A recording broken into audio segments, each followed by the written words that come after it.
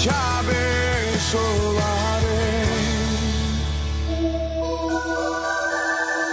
Programa Um Novo Dia. Programa Um Novo Dia. Agir para transformar. Com o programa Mais Infraestrutura, mais de 137 quilômetros de estradas e ramais já foram recuperados, como na rodovia Carlos Braga. Não é, Adalberto? Meu faturamento melhorou em consequência da melhoria da estrada, né? O tempo que a gente gastava para chegar em Manaus hoje é muito mais rápido, a estrada é muito boa, é uma obra de ponta. Não chega uma hora, a gente já está lá na capital. Governo do Amazonas. Trabalho que transforma. No Vitória tem variedade todo dia. Tem a sua...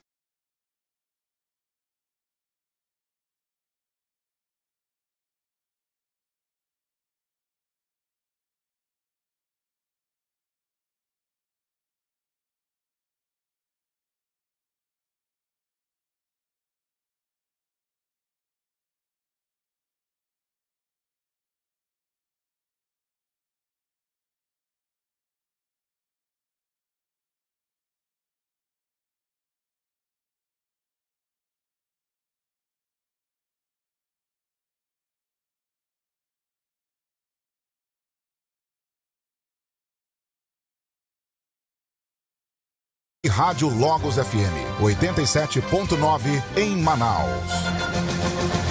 Jornal Poder e Opinião, só aqui na Rádio ZLZN.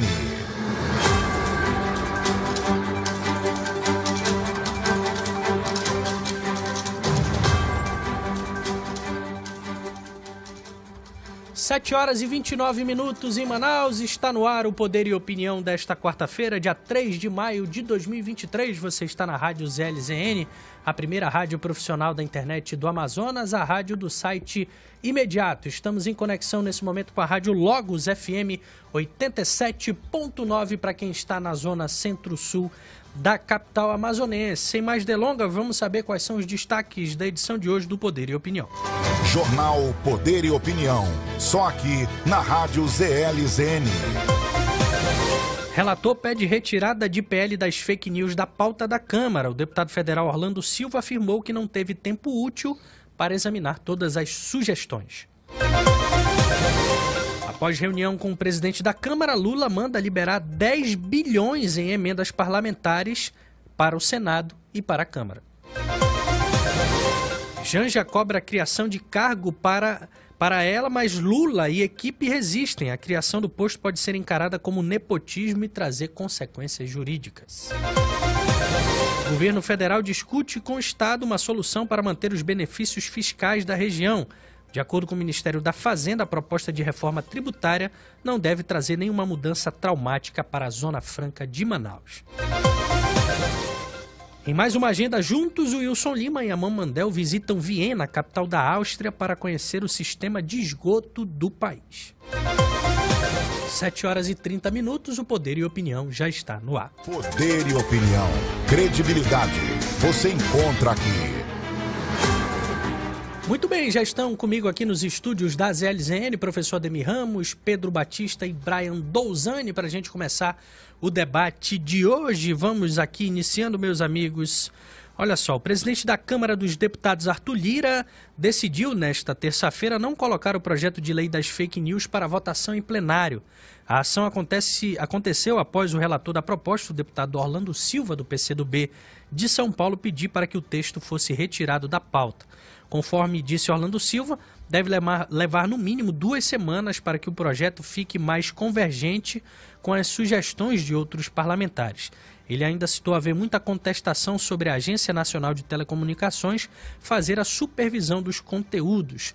Nós temos um vídeo aí do Orlando Silva, pode liberar para a gente aí, meu amigo Will? A gente está com o vídeo aí? Vamos continuando aqui o nosso debate. Já o Will coloca o vídeo para a gente ouvir o Orlando Silva falando e pedindo, né? No vídeo ele fala que ele conversou com as lideranças de vários partidos e que não entraram em um consenso pela aprovação do texto que foi redigido e entregue na última quinta-feira por ele aos parlamentares. Anteriormente, né, o Lira havia afirmado que a medida não seria apreciada caso não houvesse votos suficientes. A gente também tem um vídeo do Lira, mas enquanto a gente ajusta ali. Eu começo com você, Pedro. A pergunta que fica é, semana passada, na terça-feira, votaram a urgência do projeto porque queriam apreciá-lo em plenário o quanto antes. Aí percebeu-se que não tinha apoio de todo mundo e aí o projeto foi tirado de pauta para que tivesse mais tempo para análise. Não há aí uma contradição? É o que a gente pode chamar, houve uma esquerdização, né, que é contradição em cada gesto. Afinal de contas, se estava com pressa, por que agora ali você retroagir, né? É exatamente isso que você entendeu. Para que eu possa explicar, para que você entenda os meandros políticos aí, na verdade, o que aconteceu foi que o governo sentiu, como diria ali o Tino ao Galvão Bueno, né? Viu que não teria votação suficiente e o Brasil esmagaria a PL do inferno, né? E aí, a partir disso, eles... Não, vamos recuar porque eu preciso dar um ajuste aqui. E isso começa ruim, né, Thiago? Se a gente verificar que isso também teve aquele famoso pacote de sugestões de um ministro do STF, aquele a qual não podemos dizer o nome. Enfim, ministro do STF não é pago para dar opinião. Pago para dar opinião somos nós aqui. Ele tem que julgar de acordo com a Constituição, né? Nem a opinião dele ele precisa dar em cima da Constituição, né? Ele tem um papel. Quando o negócio começa torto, e aí você verifica que a gente caminha, e aí a gente comentava nos bastidores, já começa errado quando um comunista é a favor da liberdade, né? Isso não funciona. O Brasil ele é capaz de produzir algumas coisas célebres, né? Algumas coisas altamente incongruentes. E aí você vê que, para não ficar feio e dizer que perdeu, porque eles fazem a boca de urna deles ali, eles sabem quantos votos cada um tem. Eu vou agora retirar a urgência para analisar todas as sugestões. Leia-se, o que é? Vou ganhar mais tempo para tentar convencer os indecisos a custo de um preço gigantesco que a gente vai comentar daqui a pouco no próximo tema, Thiago. Mas no fim é isso. Retira-se, mas o que quer dizer é, vou ganhar tempo para buscar os indecisos. Então você que está nos ouvindo, pressione aí o seu deputado para que ele não se venda pelo valor que essa retirada de pauta talvez venha a propor, Thiago. Eu passo a bola agora para o professor Ademir. Analisa aí o dia de ontem na Câmara, né? Um dia quente que começou ali com uma reunião do Lula com o Lira pela manhã. E quando abriu a sessão, o Lira já foi logo dizendo, olha, nós não vamos votar o PL das fake news porque não tem voto suficiente. Ou seja, eles só querem votar quando se certificar de que o projeto vai ser aprovado. Seria esse o trâmite correto dentro do Legislativo, professor? Nós avaliamos ontem aqui, bom dia a você, bom dia meus companheiros de bancada, tão inteligentes, tão iluminados hoje, assim, querendo imediatamente votar esse PL. O nome do PL, quem meu tá caro com pressa Pedro, era ele, meu caro Pedro, o nome do PL é liberdade de expressão, responsabilidade e transparência. Tá? Esse é o nome do PL. Não tem nada a ver de inferno, PL da censura. De inferno, de censura. Você que está demonizando.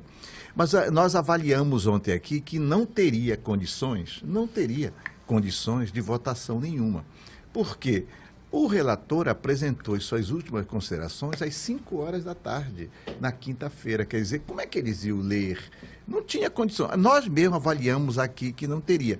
O próprio presidente da casa disse que iria fazer uma reunião com as lideranças e, mediante o entendimento com as lideranças, ia bater a mesa, ia encaminhar. E foi exatamente o que aconteceu. Fizeram antes do evento, né? Fizeram uma avaliação. E é claro que nós estamos aqui numa correlação de forças, né? É correlação de forças, é o governo e o grupo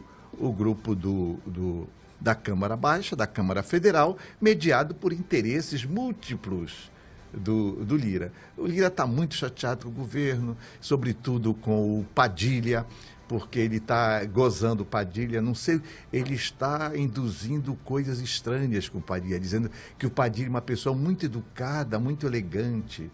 Quer dizer, e através do Padilha ele queria fazer um desembargador para o TRF de Brasília e não conseguiu. Também tem a questão orçamentária, etc, etc. Então, nós avaliamos aqui e bateu. Não bateu na trave mesmo, conforme nós falamos aqui. Não teria condições nenhuma de votação. Foi exatamente o que fez o Lira. O Lira chamou para si a responsabilidade, reuniu com as lideranças e chegaram à conclusão que não teria nenhuma condição objetiva. Em primeiro lugar, o relator recebeu mais de 90 emendas. Em cima da hora, mais de 90 emendas. Não tinha como refazer. Isso não se vai emendar em plenário, não tem como fazer isso. Outra, a questão da correlação de força interna. Estava muito fragmentada, tanto o governo e o Lira também. O Lira, por outras razões, marcou o Lula, chamou o Lira a responsabilidade também para a questão da unidade partidária, a unidade governamental. E travaram o diálogo entre o Poder Executivo e o Poder Legislativo e com a participação dos ministros. Isso faz parte de um processo democrático com transparência e imprensa livre. E se fez. Então, não tinha condições objetivas para votar. É claro que o PL queria votar, porque o PL avaliou a conjuntura e achava que poderia ganhar, e o sangue nos olhos, porque está aliado com o capital financeiro internacional das grandes empresas do Big Tech internacional, o Google, etc., que estão bancando o Brasil Paralelo, bancando outros, etc., porque querem ver o quê? O que é que eles querem ver? Eles querem ver o que o Freud chamava dessa neurose coletiva toda em termos de Brasil e, sobretudo, em atenção às crianças e aos jovens. Então, a objetividade reina, e a objetividade reinou. Houve, e como dizia o velho Sócrates, meu caro, recuar não significa perda. Mas pode o ser sinal de recuar é que você está com medo do inimigo. Que pode ser uma estratégia para avançar com tamanha força. E não foi uma ação do governo, foi o próprio Lira e o próprio relator que se pronunciou em plenário. Não houve nada às escondidas, não. O relator foi a plenário e fez um discurso pedindo ao seu presidente da mesa que retardasse a decisão enquanto ele ganhasse tempo, talvez 2 semanas. O Lira vai viajar agora dia 4, né? Só volta dia 10 dos Estados Unidos, 2 a 3 semanas ainda para repensar e as questões. Inclusive os evangélicos apoiaram a decisão. Os evangélicos mesmo apoiaram a decisão. O único que se manifestou batendo o pé, que achava que deveria sangrar o governo, foi o PL bolsonarista. Brian Douzani, sua análise. Veja, eu vi que enquanto o professor falava, você dava algumas risadas. Sim, o professor é muito engraçado, né? Não, veja, a grande realidade é só uma. O projeto não foi votado porque ele não seria aprovado. Ponto. Né? Se o projeto tivesse condições de ser aprovado, eles iam ignorar todas as propostas de emendas e iria se aprovar o projeto do jeito que estava, que é o projeto mais gordo, né? E não iriam dar oportunidade para que o projeto fosse sugado, fosse diminuído ali na sua inteireza, né? Então, não passou porque a sociedade brasileira se organizou. Essa que é a realidade, porque o Partido Republicano declarou que votaria a sua bancada inteira contra, porque a bancada evangélica também tomou a decisão de que votaria totalmente contra. Foi por isso que não foi votado ontem, né? Não foi votado ontem porque a barganha, o toma lá da cá proposto pelo governo Lula não prevaleceu, né? A articulação do deputado, do dinheiro na cueca, do Randolph, né? Não prevaleceu, não foi suficiente. O Lira, quando abriu a sessão, não era o Lira que estava presente, porque o Lira estava contando o voto. O Lira ele só aparece depois na sessão, né? E estava muito sério. Quando abriu a sessão com 407 de quórum, falei, evidentemente que já se anunciava a derrota. Que você não pode ter 400 e poucos de quórum numa votação importantíssima como essa. Não é comum. Se tem 400 e pouco é porque não vai se votar. Essa que é a realidade. E aí tem-se a desculpa oficial. Evidentemente. Muitas emendas, muitas não sei o quê, proposta, blá, blá, blá, blá. E é mais tempo do governo negociar com os partidos e os políticos do Centrão. Essa que é a realidade. O segundo ponto que eu queria destacar ainda nesse tema é o pronunciamento do ministro da Justiça, Flávio Dino, de ontem, do lado do Valdir Damuz. É que eles falam assim, é muito engraçado, né? Não, eu enviei para a Secretaria Nacional do Consumidor. O secretário é o Valdir Damuz, pô. Ex-deputado. Assim, eles falam como se fosse um órgão externo, alguma coisa muito técnica. É uma secretaria que está abaixo da asa dele. Evidentemente que a secretaria vai fazer o que ele mandar, meu Deus do céu. Qual que é a novidade disso? Aí ele falou, olha... Menos a Força Nacional. Isso, menos isso, ela. exatamente. E aí ele questionou, mas eles podem fazer editorial se eles não se definem como meio de comunicação? Veja, ele está dizendo que para uma empresa dar a opinião dela, ela precisa ser necessariamente uma empresa de comunicação? Evidentemente que não. Qualquer empresa pode emitir uma nota a respeito do que quer que seja. Várias empresas de vários ramos têm, inclusive, assessoria de imprensa e no site você entra lá, notícias, você vai ver. Aqui no polo industrial de Manaus, qualquer empresa que está se votando um projeto, por exemplo, que dificulte a atuação da Zona Franca de Manaus, a Samsung pode emitir uma nota, a Honda pode emitir uma nota, muito diferente de você ter uma plataforma como o Google, rapaz, porque você direciona o leitor para aquele fim. Mas a plataforma privada, professor. No caso da busca, criando um Brasil paralelo, criando uma Constituição paralela. Ótimo assunto. Brasil Paralelo. Brasil Paralelo. Uma empresa privada de streaming com não sei quantos milhões de assinantes que escolhem financiar o projeto. Eles não podem ter uma opinião sobre um projeto de lei aprovado no Congresso Nacional? E aí eu volto a fazer a pergunta para o professor. Se essas empresas todas fossem a favor, qual seria o problema? Qual seria o problema se o Brasil Paralelo fosse a favor? Nenhum. Agora, porque ele é contra, aí tem alguma coisa muito errada. Pera lá um pouquinho. Então, é assustador o que aconteceu ontem. O governo está dizendo, o governo e o Supremo, na figura do senhor ministro Alexandre de Moraes, está dizendo que todo mundo pode pensar o que quiser a respeito desse projeto, desde que seja a favor. Essa que é a realidade, infelizmente. Eu, inclusive, só para título de informação, estou aqui com o site da Moto Honda aberto aqui.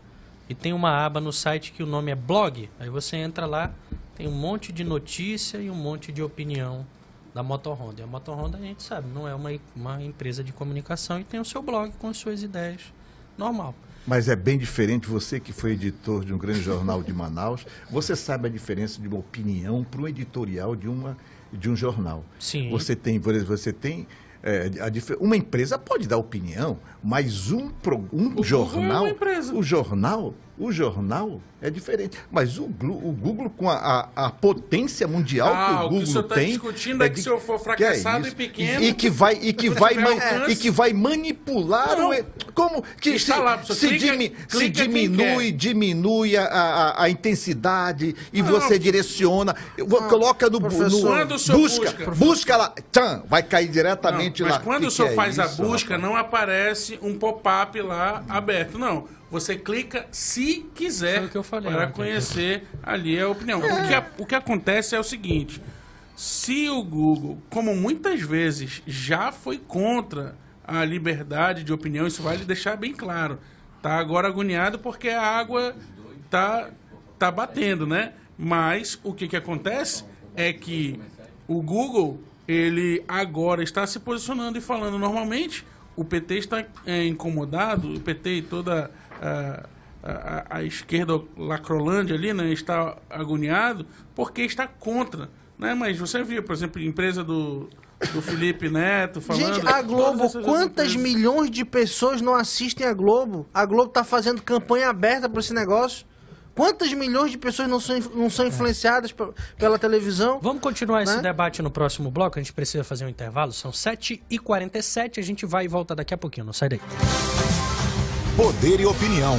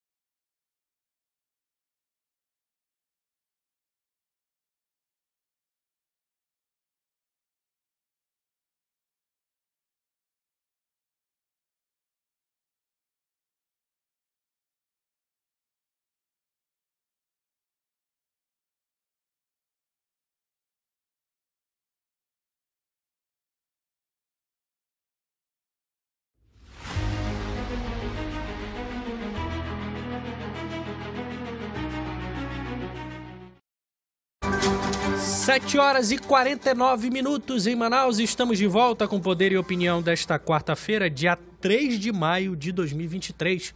Aqui pela Rádio ZLZN, a primeira rádio profissional da internet do Amazonas, a rádio do site imediato. Estamos em conexão com a Rádio Logos FM 87.9 para você que está aqui na zona centro-sul de Manaus, Eldorado, Parque 10, Praça 14, Morada do Sol, Adrianópolis, São Francisco, Boulevard, enfim... Todos os bairros da Zona Centro-Sul e adjacências, você pode sintonizar o seu radinho aí na 87.9 e acompanhar o Poder e Opinião de segunda a sexta, das 7 às 9 da manhã, para você começar o seu dia muito bem informado aqui conosco. Eu lembro que você pode participar com a gente do Poder e Opinião mandando mensagem de WhatsApp. Anota o nosso número aí, 9299485-8526, 9299485-8526. 8526, participa com a gente. Se você estiver na internet aí, eu peço que você compartilhe essa live e comente aí na live dizendo de que bairro de Manaus você está ligadinho com a gente. Se você estiver fora de Manaus, do Amazonas e até mesmo do Brasil, também diz aí de que cidade você está nos ouvindo. A gente quer saber até onde o sinal do Poder e Opinião está chegando. Vamos voltando por aqui, amigos. Olha só, após reunião com o presidente da Câmara, Arthur Lira, nesta terça-feira, Lula chamou sua equipe e mandou liberar 10 bilhões em emendas parlamentares para a Câmara e o Senado. Lira alertou ao Lula que ainda não haviam sido liberadas as emendas prometidas na aprovação da PEC da transição no fim do ano passado. O presidente da Câmara disse também que cargos prometidos ainda não foram preenchidos. Lula entendeu que o governo se desorganizou nesse ponto, mas que agora era preciso consertar a falha. O presidente determinou aos ministros Rui Costa, da Casa Civil, Fernando Haddad, da Fazenda, o líder do governo na Câmara, José Guimarães, do PT do Ceará, e o líder do governo no Senado, Jacques Wagner, do PT da Bahia, a que as promessas sejam cumpridas. As emendas totalizam 6,5 bilhões de reais para a Câmara e 3,5 bilhões para o Senado. Começo com você, professor Ademir. O governo Lula está tentando ajudar aí na aprovação da PEC das fake news, com liberação de emendas. Especificamente não, se trata do acordo que foi feito entre o Poder Executivo e o Poder Legislativo. E esse acordo, tanto que o Lira está cobrando. Lira, nós fizemos um acordo e o descontentamento com Padilha, jogando Padilha contra o líder do governo, porque com o líder do governo acertaram uma coisa, e aí vem que o Lula... O Arthur me chamava a atenção na época do governo Lula, que o Genuína era o líder, e dizia, olha, tudo que nós acertamos com o Genuíno cumpre. Então, isso, se o líder do governo, que está lá diretamente com os deputados e senadores, acerta uma matéria e chega lá em cima, na Casa Civil, no Ministério da Casa Civil, com Rui Costa ou Padilha, e é travado, aí isso dá um descontentamento lá embaixo. Quer dizer, isso especificamente está se dando. Então, agora, me parece que já está sendo... Acho que dá para a gente compreender o cenário do Lira.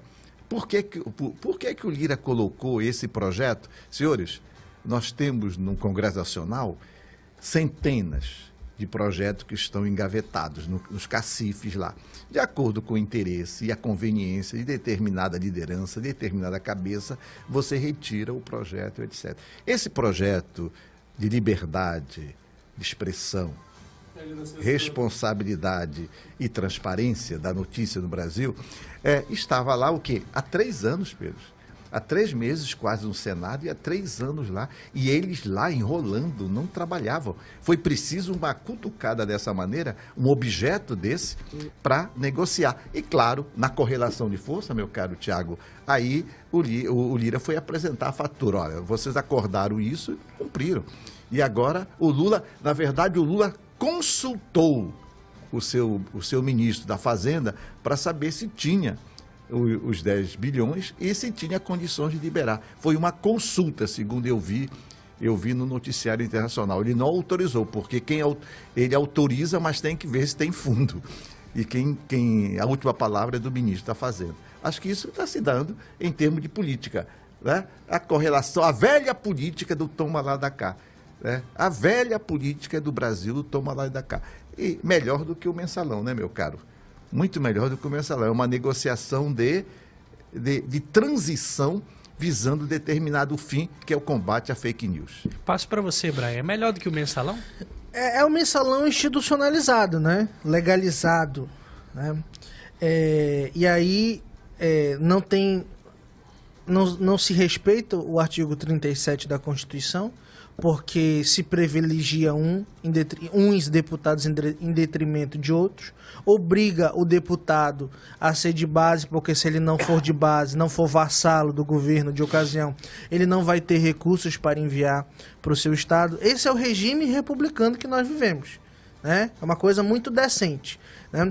Segundo ponto é que esse nosso bloco, essa informação que tu trouxe, Thiago, justamente comprova que foi uma derrota do governo ontem.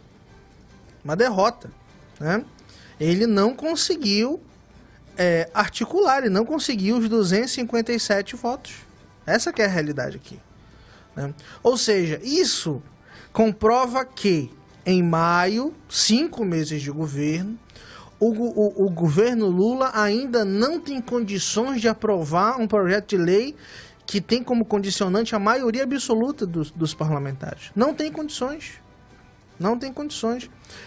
Eu estava assistindo, acho que foi uma apuração da CNN, que conversaram nos bastidores com um dos ministros do Lula, e esse ministro falou que gostaria de que esse projeto fosse colocado em pauta, até para ter um termômetro do tamanho de fato da base do governo, né? Porque a gente ainda não teve negócio de Bolsa Família não vale, porque ninguém vai votar contra a Bolsa Família. Uma votação como Bolsa Família não serve para medir o tamanho da base do governo, né? Mas essa retirada de pauta serviu, entre outras coisas, para mostrar a base gelatinosa que o governo Lula tem. É profundamente ruim. No Senado, ele tem um quadro muito ruim. Por exemplo, vou dar um exemplo de conjuntura. 42 senadores assinaram um pedido para visitar o Anderson Torres. 42 é a 50% mais um do Senado, certo? Ontem, e essa semana inteira estava rodando um placar, não tinha 257 deputados a favor do projeto. Não tinha. O quórum deu 407 de 513 deputados. Então, os dados para o governo são muito ruins. Então, essa matéria serviu, esse episódio de ontem, serviu sobretudo para mostrar. E aí, claro, o Lira cresce. O Lira vai crescendo numa situação como essa. Por quê? Porque comprova que o governo Lula, infelizmente, ainda não tem uma base consolidada, nem na Câmara dos Deputados, nem no Senado Federal. Pedro. Tiago, professor e Brian, né? Depois do mensalão, depois da Lava Jato, nós temos agora o que nós podemos chamar de o super cuecão, né? Que é, para você que não sabe, de onde eu estou tirando essa brincadeira, o líder do governo expressa exatamente o caráter desse governo. À altura ele era assessor parlamentar do seu irmão, se eu não me engano, né? José Guimarães, assessor de José Genuíno, preso com uma quantia abusiva na poupança, né? Literalmente na poupança, na cueca, né? E aí esse cabra que está aí liderando o governo, que dispõe muito sobre o seu caráter, agora a gente tem que olhar para ele e chamá-lo de Vossa Excelência. Pasme, né? Esse é o primeiro ponto. Assim, só para a gente situar quem é que está defendendo a nossa liberdade. E aí, quando a gente passa por 10 bilhões... Olha só, eu não quero fazer defesa aqui de nenhum governo, não. Eu acho que esse é um processo até não transparente, porque as emendas, elas são complicadas, porque você recebe uma emenda numa porta e eu não tenho a garantia, o 100% disso, na outra porta, por uma série de fatores que eu não vou entrar nos meandros aqui. E isso é um ponto, né? Isso é um ponto para a gente ficar de olho vivo. Se esses 10 milhões que saem de Brasília, na hora de escoar, eles vão ser efetivamente colocados no chão do Brasil. Ou se vai aparecer um primo, um amigo de um amigo, e essa moçada. Mas vejam bem, o governo mostra com isso, Thiago, que está literalmente custando caro a sua pseudo-governabilidade. O governo, como a gente falou, acabou de perder, né, na PL da censura e não conseguiu emplacar aí a sua mordaça nos seus opositores e por isso está tentando aí injetar grana. 10 bilhões, Thiago, de emendas é o batom na cueca, e por falar e é por isso que eu comecei falando do cuecão, né? É uma forma do presidente Lula aí chancelar o seu modus operandi e realmente dizer quais são as diretrizes.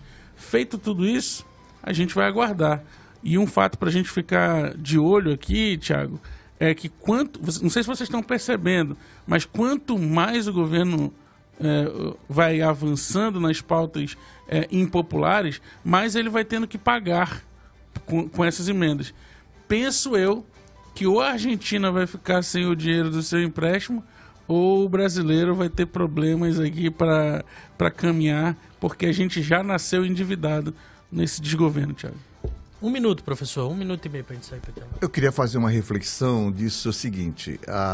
Em primeiro lugar, se o governo está gelatinoso, conforme disse o meu oponente na sua análise contundente, rimando aqui para dar o samba, e se o governo está gelatinoso, a direita, não é nem a direita, os bolsonaristas estão perdidos, porque, vamos aos fatos, partindo do preceito e do princípio de que o governo está perdido nas suas amarras parlamentares, por que os bolsonaristas não avançam? Não avançam porque estão despreparados, não tem conteúdo, eles trabalham a política como se fosse uma coisa pessoal, em cima dos costumes, não avançam.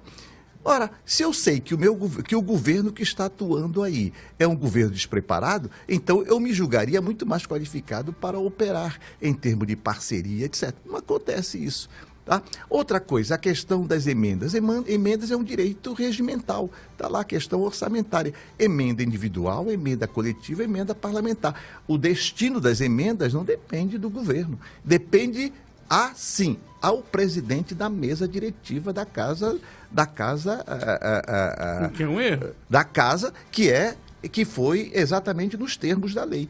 E foi isso que o Lira foi cobrar e que o Congresso está cobrando do governo. Então, a questão, professor, é que isso, há 2 anos atrás, era orçamento secreto e era crime. Porque era feito às escondidas, porque era feito por debaixo dos panos. Entendi. Agora o que é que nós temos? Publicado no Diário Oficial. Agora o que é que nós temos? Legalidade no processo, transparência na ação e a questão orçamentária é outra. O que está em discussão aqui é o combate a esse assalto à consciência dos brasileiros, que é a questão da fake news, que criou condições objetivas para eleger essa espécie rara que foi o Bolsonaro e gerar o bolsonarismo nesse país. Entendi, professor. Aí o senhor está me dizendo que quem vai defender a verdade contra as fake news é Orlando Silva, do Partido Comunista, que é um especialista em mentira. Não se trata de verdade, de mentira aqui. Se a verdade é relativa, tudo nesse mundo é fake news. Se trata do direito positivo. Você quer julgar a ação. Claro, eu tenho que julgar. Você tem que julgar a ação de um deputado porque ele é comunista. Claro. Ora, rapaz, isso é religião. Isso é ética da convicção na política e é constitucional. Agora mesmo o seu companheiro à direita recorreu ao princípio constitucional. O que é o princípio? Legalidade, moralidade, está lá o princípio. Veja bem, artigo professor. 35, né? 37. Então, na ética política, a convicção não é dominante. Não, mas eu não estou falando de ética, eu estou falando de fatos. O comunista, ele é assim, ele abraça para lhe matar olha depois. Olha o preconceito. Não, isso é história, professor. Isso é história. Não, o senhor vai negar Mao Tse Tung? Só vai negar que não o foi o socialista comunismo, foi dos o bolcheviques... Estado, foi o Estado, O Estado que operou. comunista, o Estado professor. que operou. Agora você vai reduzir toda a prática em cima do relator. Para você entender, a pele das fake news está sendo relatada por um comunista que, se tirar a sua liberdade, vai dizer que a culpa não era dele, era do Estado. Então, durma com essa Comunista. Olha, tá aí. Juízo de valor, ética da convicção. E eu penso ao contrário. Ética da responsabilidade. É ele que se declara assim, professor. Um minuto pro Brian pra gente sair pro intervalo. Não, eu já falei aqui que foi um erro. Acho que foi, não sei quem deu essa relatoria pro Orlando Silva, foi um erro. Isso aí já é fato. Ele dobrou o número de artigos do projeto do Alessandro Vieira. Se tivesse colocado um deputado moderado para relatar esse projeto de lei, provavelmente nós teríamos uma legislação moderada sobre esse tema, que eu acho que, inclusive conversando, o texto do Alessandro Vieira não tem grandes jabutis. A outra questão é que o professor, eu já vi ele falando isso algumas vezes, dizendo que o Bolsonaro ele é produto das fake news. Espera lá um pouquinho, né? Eu passei 3 anos e meio criticando o Bolsonaro, mas a eleição de 2018 é um cenário único, que inclusive elegeu o nosso governador, que não tinha história na política nenhuma, elegeu o Zema, elegeu o governador do Rio de Janeiro. A eleição de 2018 é produto de uma insatisfação histórica, né, que surgiu desde 2013, passou pelaquela eleição da Dilma, que ela ganhou mentindo para o país, veio o processo de impeachment, veio o Temer com o Joesley, aquela coisa toda. A eleição de 2018 iria eleger qualquer um que enfrentasse o PT, não é o Bolsonaro. Se fosse qualquer um, iria ganhar do PT, porque o PT estava e está ainda desmoralizado e até hoje não fez nenhuma autocrítica, né? Então, o povo, ele se revoltou ao ponto de, ainda nesta eleição, mesmo que tenha perdido, deu 58 milhões de votos para o Bolsonaro. Isso é um fato. Não adianta dizer que... Porque fica aquela impressão seguinte: quem concorda comigo é motivado pelas melhores das intenções, e quem discorda é porque acredita em fake news. Espera lá um pouquinho. Esse governo tá cheio de mentira do começo ao fim. O presidente mente para o mundo ver. É uma vergonha as viagens internacionais dele, tendo que pedir desculpa depois, reparando, mentindo, fingindo em Portugal que não estava entendendo a pergunta do jornalista. Quando até a minha avó, que tem a 5ª série primária, entendeu a pergunta do jornalista português. Então, é uma vergonha, o PT tem que calçar as sandálias da humildade. 8h06, a gente vai fazer mais um intervalo aqui no Poder e Opinião e volta daqui a pouquinho com um novo tema e muito debate para você, não sai daí. Poder e Opinião, primeira edição, com transmissão pela rádio ZLZN, Rádio Palmeira FM 102.1, em Manacapuru, e Rádio Logos FM 87.9, em Manaus.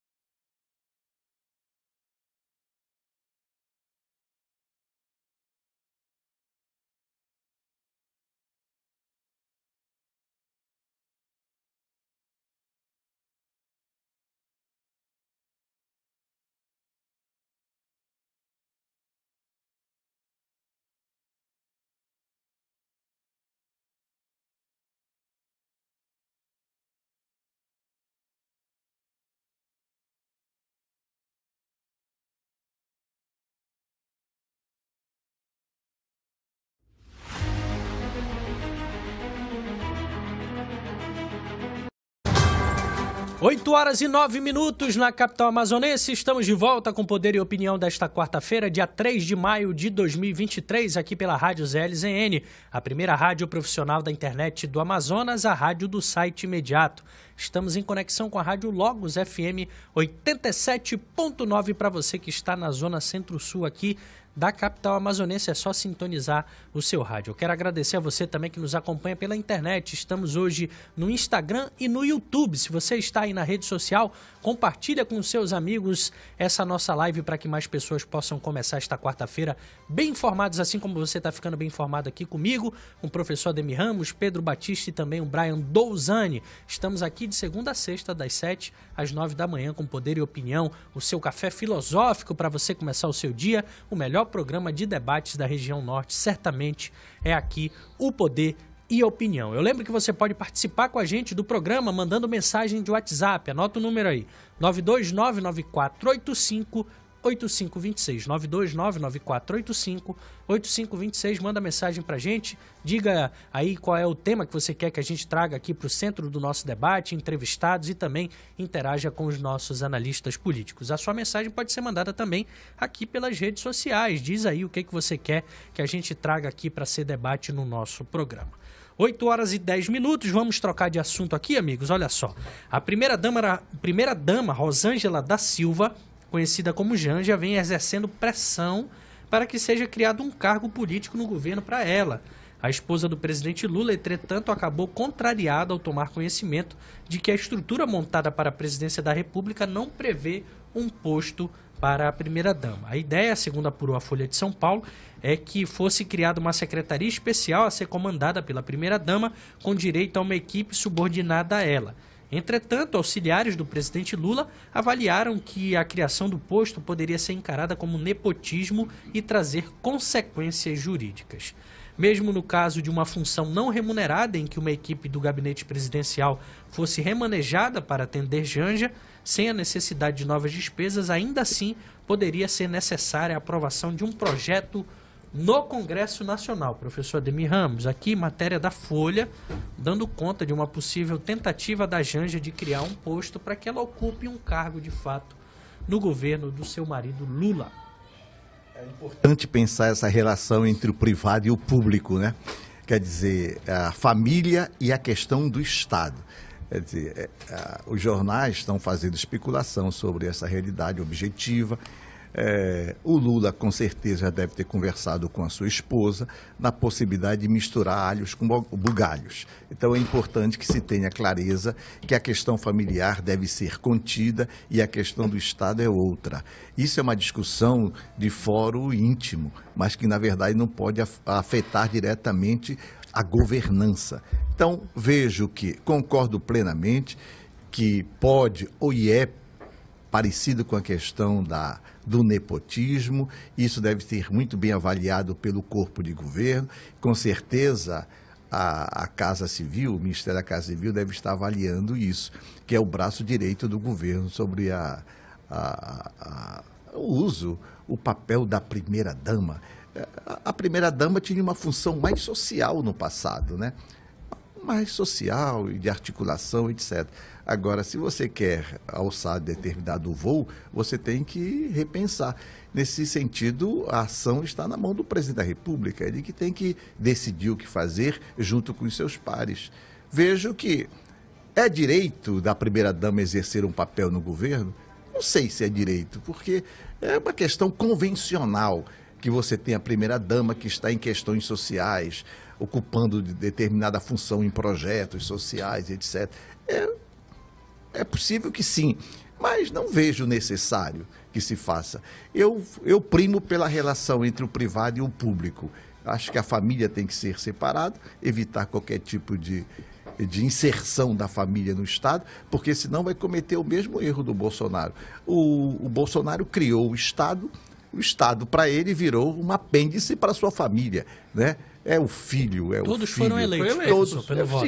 Sim, não foram nomeados. Mas o peso, a gente candidato. O peso, pois é, isso é um critério, o critério do voto, quer dizer, você tem toda uma especulação em torno disso. Então, eu primo pela autonomia do Estado, afastando qualquer interferência da família nesse processo. é o meu relatório, salvo o melhor juízo. Tá certo. Passo a bola agora pro Pedro. Pedro, Janja querendo um cargo aí no governo. Como é que você analisa isso? O Lula vai contrariar alguém, né? Ou ele vai contrariar a casa dele, né? Ou ele vai contrariar toda a ala feminista esquerda, né? Essa esquerda mais ruminante, né? Que quer impor os seus conceitos acima de todas essas coisas. Por quê? Vai ser um homem cis, como eles dizem, patriarcal, que vai dar o não. Acha que ele quer ser a cabeça da Janja? Que vai dar o não para uma mulher e ela vai ter que ficar quieta. Não pode mais falar esse versículo, segundo a Daniele Lima. Olha só o que vai acontecer, né? Então, Lula está, eu ia dizer, entre a cruz e a espada, mas nesse caso ele está entre a jaula e as algemas, né? Que mais lhe cabe. Então, nesse ponto, aí a gente tem Janja. Primeiro, o Lula precisa dizer para Janja que o Lula não foi posto no cargo de dono do Brasil, muito embora se comporte como tal. E aí, como dono, ela não é a dona, né? Mas se tiver que colocar ela em qualquer cargo, né? Que, enfim, a gente já está num estágio de um país que não respeita mais as suas leis, e, enfim, nepotismo a gente romantiza. A gente romantiza o nepotismo aqui, mas a gente sabe, se for dar uma passeada em alguns lugares, a gente vai encontrar. Ainda há um próprio detalhe do Rui Costa, né, com a sua esposa lá no Tribunal de Contas da Bahia, né, precisa observar esse detalhe. Talvez a Janja disse, né, se o chefe da Casa Civil consegue, por que o presidente não consegue um para mim em Brasília aí? Talvez ela articulou isso. Mas eu só espero, sinceramente, Thiago, que ela não ocupe um cargo, e aí eu chuto para vocês qual seja, que a Janja não fique no cargo de compras, jamais. Porque se imagina a capacidade de uma mesa de 45 mil, um colchão de 60, uma cadeira de 35, assusta-me quanto vai sair o quilo dessa picanha aí, Thiago. Brian Douzani. Bom, a nossa legislação, ela é clara, né? Existe a súmula 13 lá do Supremo Tribunal Federal, que vale para todo o Brasil, os 3 entes federativos, etc., os 3 poderes, que é a questão do entendimento, né, em relação ao nepotismo. E aí, só existe uma exceção para a regra do nepotismo, que são os cargos de natureza política, né? Ou seja, é por isso que um prefeito, um governador pode colocar aqui, a tradição é colocar a primeira-dama em alguma fundação, alguma coisa relacionada ao setor social, que é um cargo político, de natureza política, não é um cargo técnico, né? Essa é a única exceção da regra a respeito do nepotismo. A regra geral é que você não pode colocar parentes até o 3º grau em cargos na sua gestão, né? Então, uma secretaria, ela tem caráter técnico, a priori. Justamente esse o entreveiro no Palácio do Planalto. Uma secretaria, via de regra, diferente de um ministério, que tem uma característica mais política, uma secretaria, ela é de caráter técnico. Tanto é que as secretarias, elas ficam organizadas abaixo do Ministério, né? Então, existe um problema aqui de ordem absolutamente consolidada. Legislação, entendimento pacífico. Súmula 13, antiguíssima aí do Supremo, desde quando começou a se julgar, foram vários julgamentos. A súmula, ela é produto de uma série de julgamentos, revisões, recursos. Aí o Supremo finca um entendimento que é um entendimento geral, né, de repercussão geral, como a gente fala em direito. Então é uma questão muito objetiva, é proibido, né? E isso, evidentemente, fazendo uma análise mais política desse episódio, isso mostra, evidentemente, a intenção da primeira-dama de ocupar o poder, né? Isso é muito claro.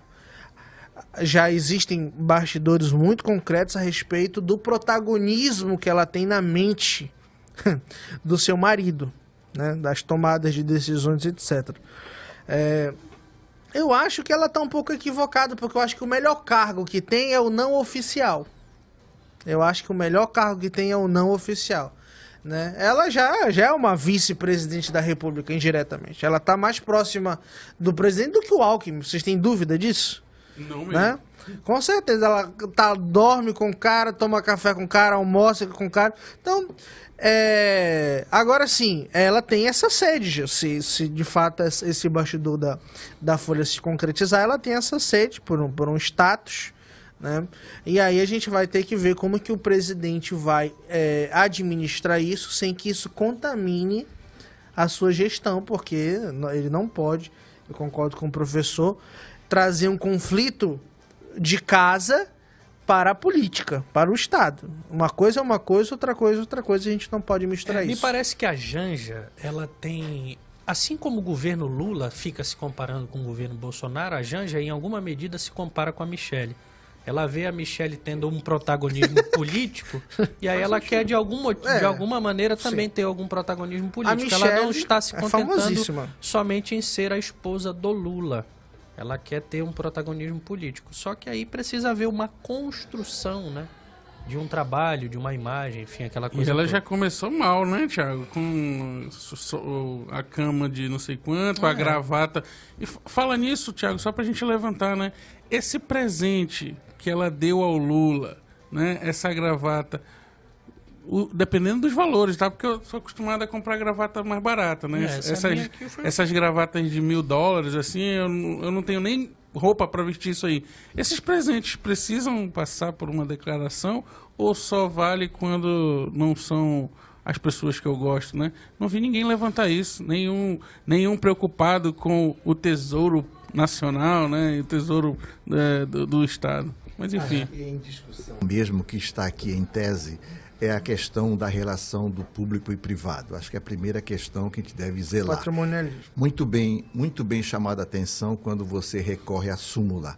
A súmula é um acórdão, que tem repercussão geral e que regra a administração pública. Isso é uma coisa positiva no Brasil e devemos cumprir, embora se faça aqueles nepotismos transversais, cruzados, né?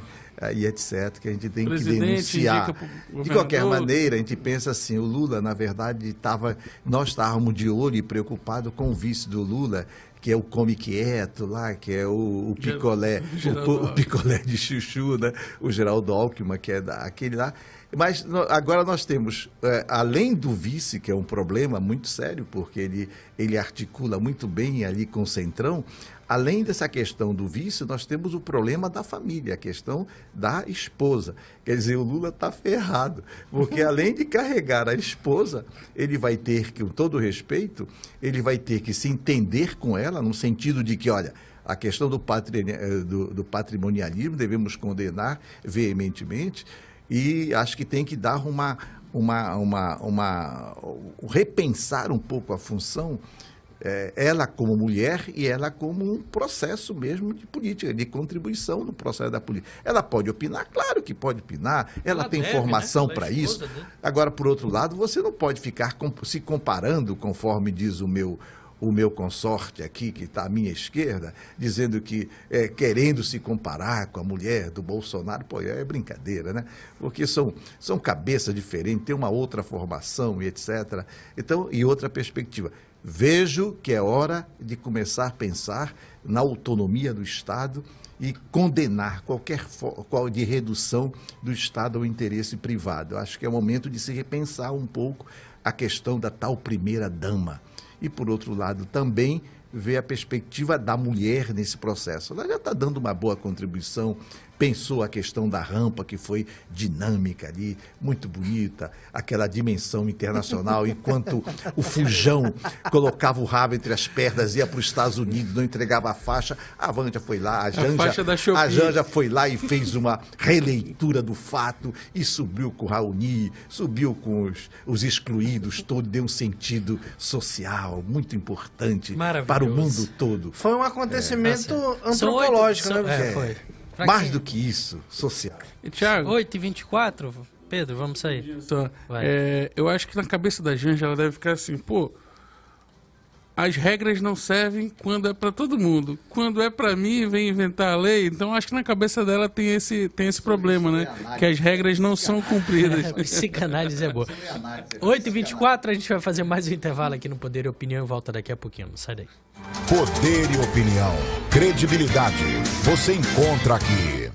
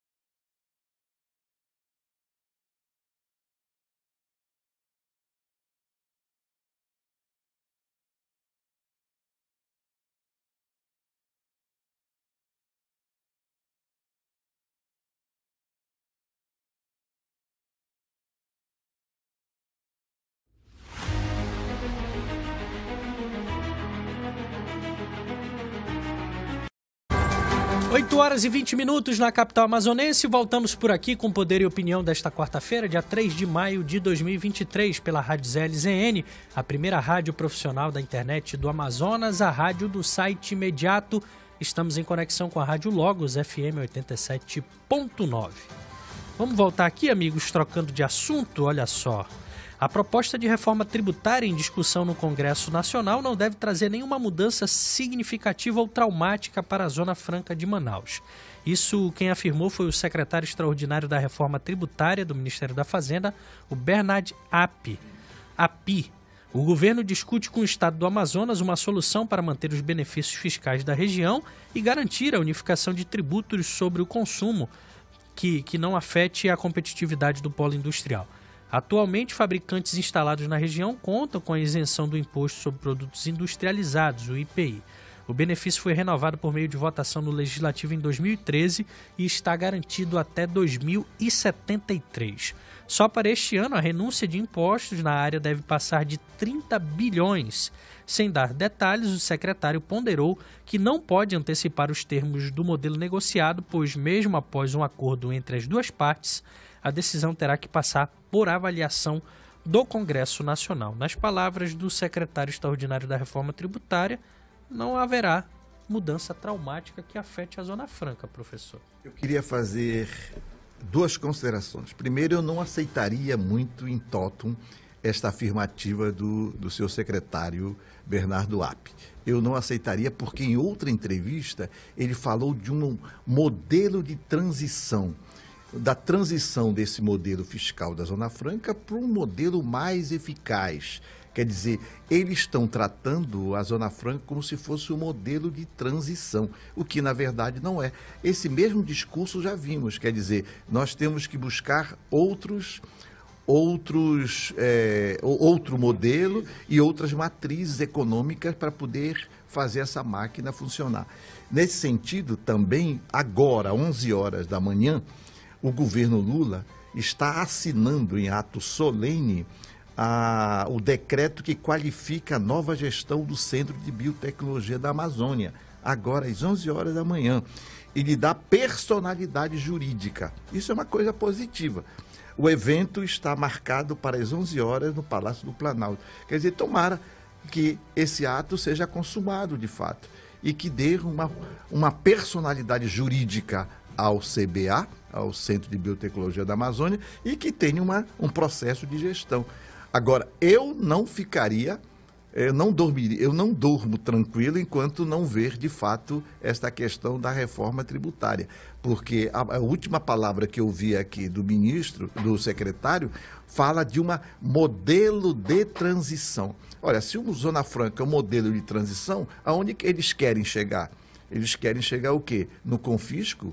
Eles querem chegar no afronto à Constituição, porque o projeto é garantido por lei, é constitucional e etc. Eu ficaria muito bem atento e a gente tem que se armar cada vez mais em termos de instrumentos jurídicos e políticos para garantir a defesa desse modelo Zona Franca de Manaus, que é constitucional.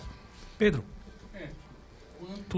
Quanto à constitucionalidade, a gente tem certeza, só não tem certeza que eles prezam por isso, né? Evite aí a pele da censura, que é anticonstitucional, mas eles querem empurrar mesmo assim.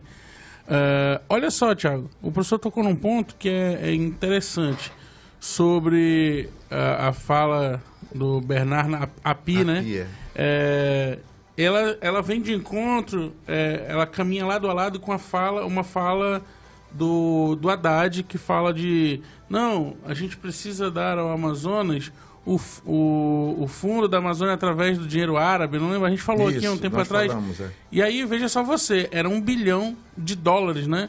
Que é bem menor do que a emenda que o Lula está querendo usar aí para aprovar a PL da censura. Feito tudo isso, eu venho falando isso aqui há algum tempo e longe de mim querer ser o profeta do caos. A gente está aqui, a gente sabe o que representa a Zona Franca, né? Muito embora forças externas, como diria o Jânio, né? Forças externas ocultas não nos permite o desenvolvimento.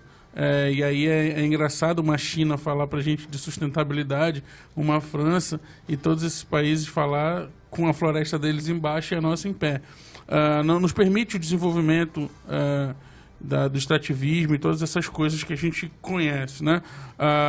Mas essa fala é igual à fala daquele namorado, né? Ou namorada que está querendo simplesmente o beijo do seu amado ou da sua amada, e ela diz, não tem problema, é só um beijinho, né? E aí depois a gente sabe o que acontece nos finalmente, né? Enfim, nesse caso, Thiago, há uma guerra gigantesca, porque eu acho que o Brasil deveria trabalhar melhor a sua comunicação. Nós somos uma união, mas onde as suas unidades federativas estão brigando entre si. Não basta a concorrência externa, né? Nós temos essa concorrência interna. Veja só você, com o valor Amazônia, todo o Brasil ganha, né? Se a gente conseguir levar para o Brasil e aquela feira teve um evento agora na recepção do Geraldo Alckmin,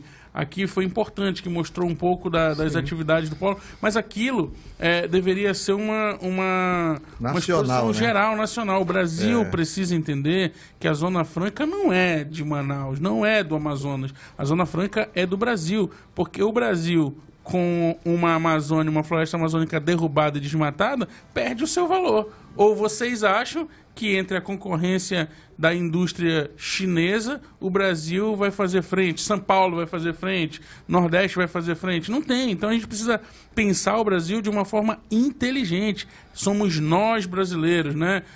Enfim, o Nordeste com o turismo mais aflorado, né? O São Paulo ali com o centro nervoso dos comércios, da parte da Bolsa e tudo isso, Rio de Janeiro. Nós precisamos pensar nesse cenário. Só que a fala, ela é temerária nesse sentido. Primeiro por ser quem é, e outra porque a gente já viu isso mudar diversas vezes. Eu espero que a gente tenha um segundo de paz aqui, Thiago. Passo a bola agora para o Brian e faço votos ao que você falou, Pedro. Espero que o governo Lula cumpra, né? O que prometeu à Zona Franca de Manaus e aqui aos amazonenses quando veio em campanha aqui na capital amazonense. Brian. Sem dúvida, a gente espera que os acordos se cumpram, né? Mas a gente precisa ser pragmático e menos apaixonado. É necessário a gente acompanhar a evolução do grupo de trabalho da reforma da reforma tributária, para que a gente saiba o que está sendo construído. Eu acho que são hoje os 3 deputados que mais podem nos prestar informações a respeito do que está sendo debatido, conversado, é o GT, o famoso GT, né? Porque as promessas, elas estão aí, o Lula promete isso desde uma entrevista como candidato à Rádio Mix, salvo engano, aqui em Manaus, né? Depois nós já tivemos também o compromisso do vice-presidente da República. Nós já tivemos muitos compromissos, muitas promessas, mas é necessário essas promessas se materializar. Evidentemente que não é uma questão simples, envolve simplificação de imposto, união de imposto, né? Todo o modelo será outro, né? Hoje a nossa isenção é do IPI, só que o IPI vai deixar de existir. Como é que nós manteremos as vantagens comparativas nessa nova plataforma tributária, né? Não é uma questão simples, é uma questão profundamente complexa. A gente está falando de uma série de impostos que deixarão de existir. Hoje nós temos ISS, ICMS, CSLL, RPJ. Essa sopa de letrinha. É uma loucura a vida os contadores devem estar muito felizes. Eu tenho uma experiência na contabilidade. A gente sempre sonhou com a reforma tributária porque a vida dos contadores, pelo menos, tende a melhorar, né? Mas é necessário a política se encarregar desse entendimento, né? E aí chamar atenção para o papel do secretário Paulderney, que me parece uma figura. Nós tivemos, é verdade, finalmente o Bosco assumindo a Suframa. Eu acho que isso terá um peso por conta de que o Bosco é uma figura que conhece os textos tanto da PEC 45 quanto da PEC 110, esteve os últimos 4 anos na Câmara, né? Entende a lógica, e ali toda a Suframa tem também um corpo técnico. Eu acho, para mim, me parece que é o cara para esse momento da história, né? E é necessário a gente chegar a um entendimento e não confiar. A gente não pode confiar na palavra de ninguém. É um pouco deselegante dizer isso, é verdade, mas a gente não pode confiar. Acho que nesse sentido também é bom a gente registrar aqui o que o Pedro chamou a atenção. Por que nós estamos aqui ação recorrente nossa discutindo a Zona Franca? Exatamente porque para nós representa muito em termos de Amazônia Legal até o Amapá.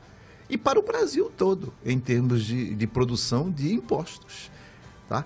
Então, nós temos aqui um rendimento de 30 bilhões de dólares, aproximadamente, 100 mil empregos diretos, com 500 indústrias, 500 empregos. Nós temos um capital político importante, porque isso investe no próprio Estado, com 20 bilhões aproximadamente para o Estado.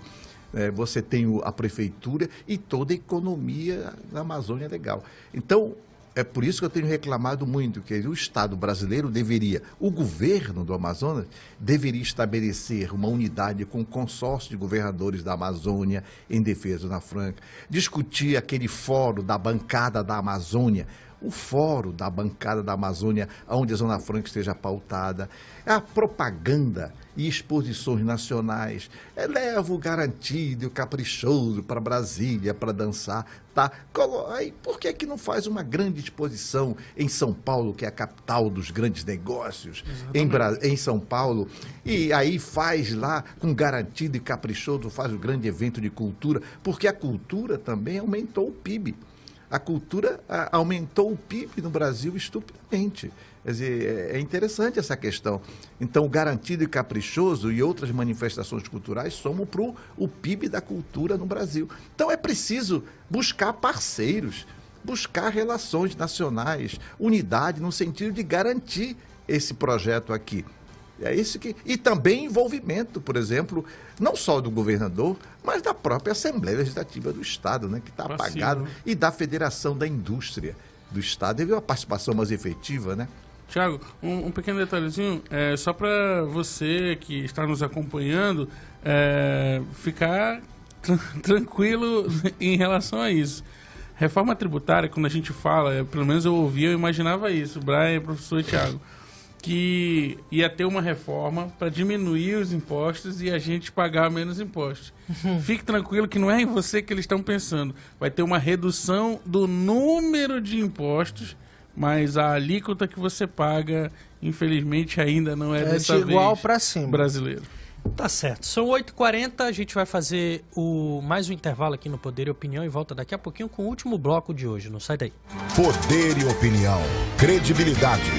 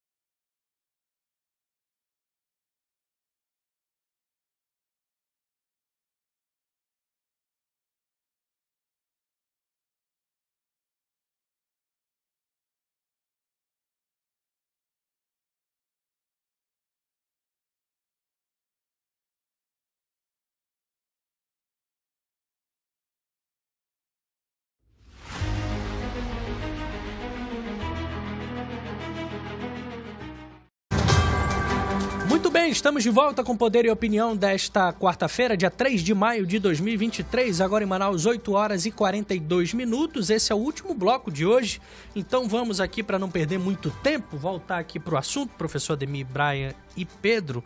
Olha só, em mais uma agenda juntos, o Wilson Lima e Amon Mandel visitaram Viena, a capital da Áustria, para conhecer o sistema de esgoto do país. Viena é uma referência mundial no tratamento de águas residuais e usa o lodo para a produção de energia elétrica. Olha só que interessante, professor. Mas mais interessante mesmo é analisar que até o ano passado, Wilson Lima e Amon Mandel estavam em grupos políticos diferentes e a partir desse ano começaram a fazer agendas públicas juntos. No mês de abril estiveram no AFCECOM, também visitaram o embaixador da Áustria lá em Brasília e agora estão juntos em uma viagem internacional para a Europa para conhecer aí esse sistema de esgoto do país europeu. Começo agora com o Pedro. Pedro, na sua análise, essa aproximação tem alguma coisa a ver com a eleição do ano que vem? Thiago, ela está mais ligada aí às eleições do que qualquer outra coisa, né? Veja só você. Esteve até no evento do PP agora há pouco, né? Sim. A Momandel, a gente vai unindo... Thaís Salipe, né? A gente vai unindo os pedaços. Mas veja só, depois sobre a situação Amon e Wilson, os meus amigos de bancada vão poder comentar melhor. Eu não quero deixar escapar um detalhe importante. O que ia acontecer ontem, Brian, na votação lá da Câmara? PL do quê? Da censura. Da censura. PL da censura. Nosso amigo Amon... Sim. Dá um jeito de sair pelo cano. É aí que vai chegar. Só tirou o furo. Dá um jeito de sair pelo cano para ficar bem com bolsonaristas e petistas e ir à Áustria, né?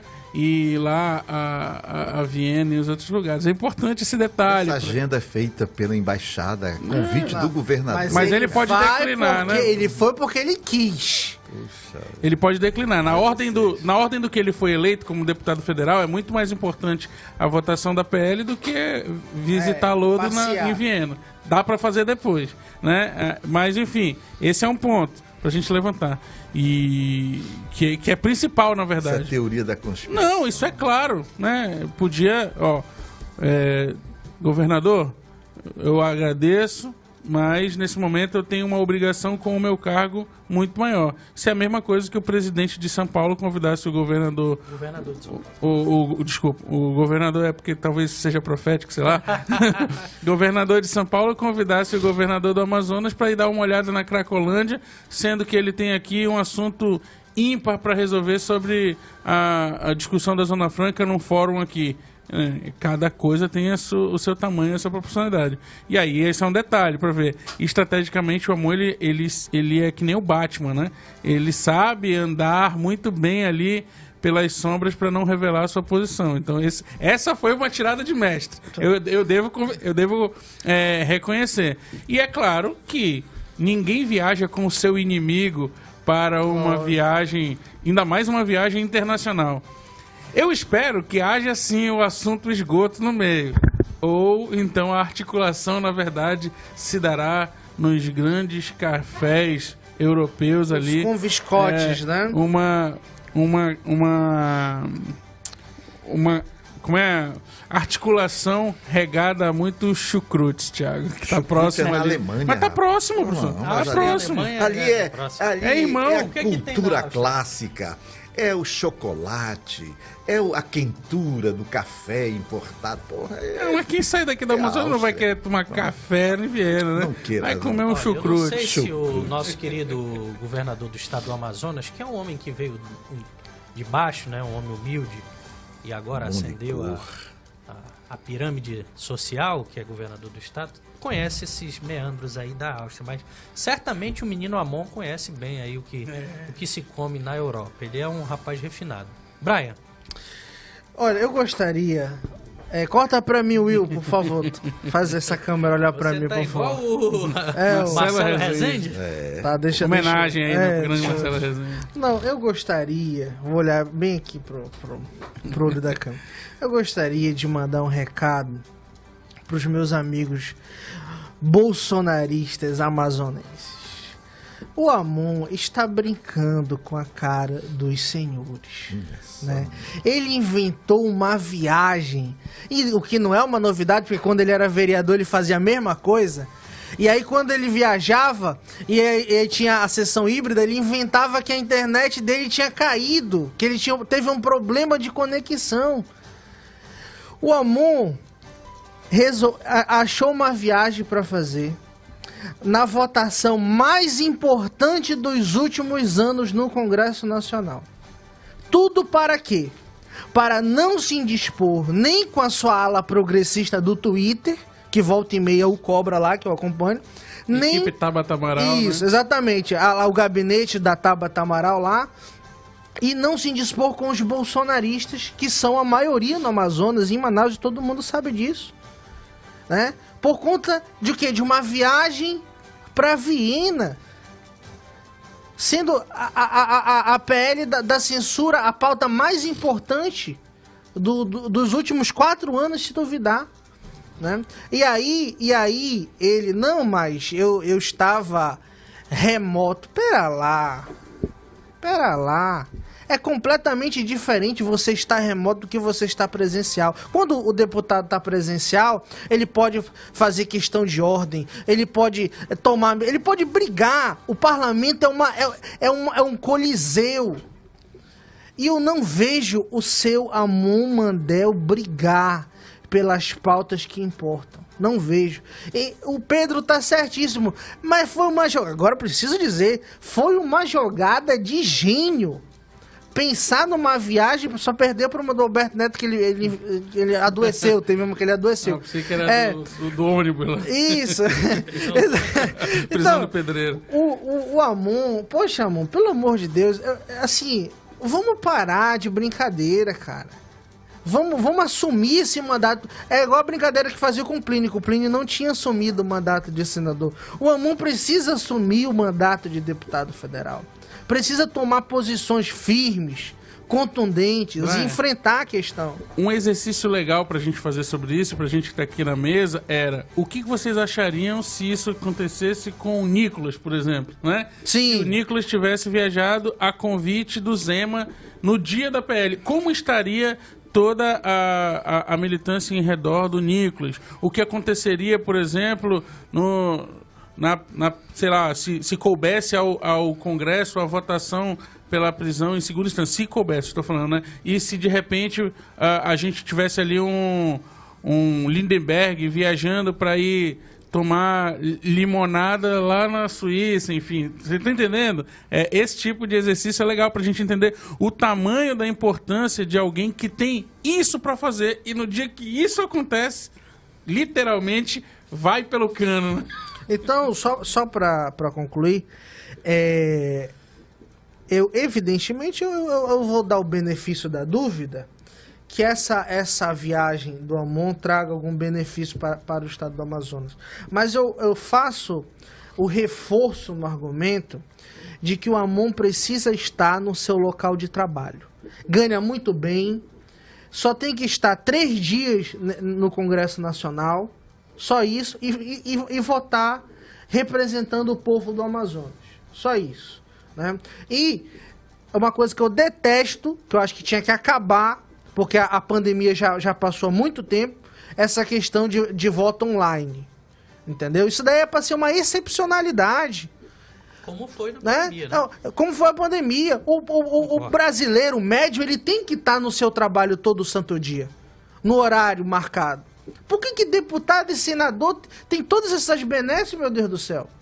Entendeu? Então, o Ammon tem que estar na Câmara dos Deputados, lutando pelo povo do Amazonas, votando e fazendo questão de ordem, e obstruindo a pauta, e brigando, coisa que ele não fará e jamais vai fazer online, pelo Zoom, pelo Meet. Pelo amor de Deus, isso é brincadeira.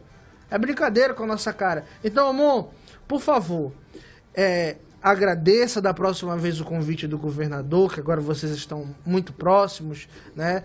Mas, sendo uma votação muito importante para o país, escolha, por favor, estar no parlamento, se é que isso é pedir muito de você.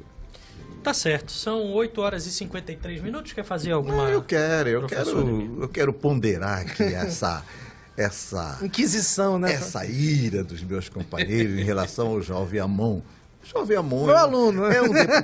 É um deputado federal, é jovem, ele está se ambientando no Congresso Nacional, ele tem as suas articulações internas, ele está, possivelmente, ele não confirmou isso, possivelmente será candidato à Prefeitura de Manaus, as pesquisas estão dando Ele diz Amon. que não pensa nisso, não.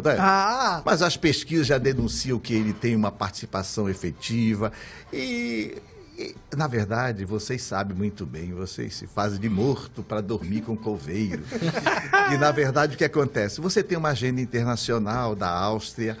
Agora, o que eu vejo é o seguinte... tem essa Mas questão, é inadiável, professor? Não, tem essa questão interna, por exemplo, da função do Amon no parlamento. Mas quem está no parlamento, por exemplo, se nós que estávamos aqui já sabíamos que não seria votado, imagina quem está lá. Nós já sabíamos que não seria votado na terça-feira. Nós já sabíamos aqui, nós avaliamos e ouvimos a fala do Lira, especulamos o que o Lira queria, e o Lira parece que conseguiu o que queria, não conseguiu nomear o desembargador que queria, está insinuando que o Padilha é muito educado e elegante. Eu não sei o que ele quer dizer com isso, não sei se está afetando a questão da sexualidade do Padilha. Tudo isso é possível também para desmoralizar algum ministro. Mas, ao mesmo tempo, o Padilha respondeu na altura, diz, já que eu sou educado, eu me recuso a responder tamanho impropério. Mas vamos voltar ao Amon. Amon é um deputado federal, bem votado, tem uma articulação diretamente com o seu eleitorado no Amazonas, e o seu eleitorado não se reduz somente aos bolsonaristas. A sua mensagem é equivocada. Esse é o problema dele. Não se resume mesmo, não. A sua vontade é equivocada. Por outro lado, eu queria analisar a questão da prefeitura. Ora, viajar com o jovem Amon, o governador viajar com o jovem Amon para a Áustria para analisar a questão da sustentabilidade sobre esgoto em Viena, isso é um murro no estômago, na boca do estômago do lutador, nesse caso aqui, o prefeito de Manaus. O prefeito que deveria estar com o governador juntos, o prefeito de Manaus que deveria estar juntos em Viena para analisar todo esse sistema. Isso que o senhor fala só corrobora com o que a gente está dizendo. Que deveria estar. Quer dizer, na verdade... Quem deveria estar era o prefeito. Era o prefeito. Mas está o Amon. O Amon. Que está se alinhando com o governador para ser candidato a prefeito. Candidato. Quer dizer, as articulações... Tem cheiro de candidato, as articulações estão sendo feitas e tudo parece que essa articulação nasceu com o Amon, né, porque, na verdade, o governador foi para lá ver a questão da sustentabilidade. Envolve a questão de energia, é a questão do lixo, a questão da sustentabilidade, a questão de reaproveitamento de todo esse processo. Então, o garoto está empinando, está ameaçando a vocação de muitos. Bom, né, professor? O garoto está empinando, as pesquisas estão registrando e, olha lá, hein? Pode cair no gosto popular. Pode. E aí, meu companheiro? Isso é verdade. E aí, meu companheiro? Ele é bom de marketing. Aí, como você diz, meu caro Brian, meu Deus do céu, o garoto está mostrando que é capaz de fazer. Eu quero professor, eu só queria encerrar aqui, que já estamos em cima da hora. Com seu texto. Professor, Pedro quer falar alguma coisa? Só um simples detalhe, né, que o professor falou sobre a postura, que tem muito bolsonarista que vota na mão. É fato, isso é claro, né? Ninguém chega a 284 mil, se não me engano. 288 mil votos. 92% na sendo capital, que 92% na capital sem ter bolsonarista. Só que tem um detalhe, esse voto é frágil se o Amon fizer o L. Fizer um L claramente, né? Hoje ele está fazendo ali um L minúsculo, né? Digamos assim. Né? Ele está fazendo um L minúsculo. Mas não está fazendo L nenhum, ele está fazendo o que tu ensinaste a ele aqui no programa, a pragmática do poder. Aí só para puxar, fechar, arrematar. Se ficar claro que ele vai votar a favor da PL da censura, por exemplo, ele derrete da noite pro dia muitos votos. E o outro detalhe que eu vou ficar curioso... Ele tem 100 a perder, tanto da esquerda quanto da direita, mais ou menos. Eu vou ficar curioso pra gente levantar essa bola e esperar a CPI das americanas. De que lado estará o nosso pequeno Amon? Vamos esperar para ver. Agora, professor, só para a gente finalizar aqui, o senhor sabe quantos anos o Amon tem? 21 anos. 22 anos. 22 anos. Quantos anos o Amon terá em 2030? Isso é. Soma. 29, né? Dependendo do que ele faz aniversário, 29. Pensa na matemática. Sim. Amon prefeito em 2024 com apoio do Wilson Lima. Sim. O Wilson Lima sai para o Senado em 2026, em 2030 ele volta de novo para ser candidato a governador, né? Uhum. Porque o prefeito que ele fez não tem idade ainda para ser governador, só pode ser governador com 30 anos. Tem que fazer Charada conta. bem feita, charada bem feita, articulação bem feita. Mas eu não penso amanhã, eu penso presente. Mas o senhor, os políticos pensam sempre mais na frente. Eu penso presente porque a objetividade está no desafio do Jaraqui e nós temos que lutar por ele. Eles vão comer um jaraqui lá em Viena. Lá em Viena. Tá certo. São 8 horas e 58 minutos. Eu quero agradecer ao professor Ademir, Obrigado, Pedro Batista, o Brian Douzani, a você que nos acompanhou nessas 2 horas de Poder e Opinião. A gente volta amanhã às 7 da manhã. Forte abraço. Tchau. Poder e opinião. Credibilidade. Você encontra aqui. Poder e Opinião. Primeira edição. Com transmissão pela rádio ZLZN. Rádio Palmeira FM 102.1. Em Manacapuru. E Rádio Logos FM 87.9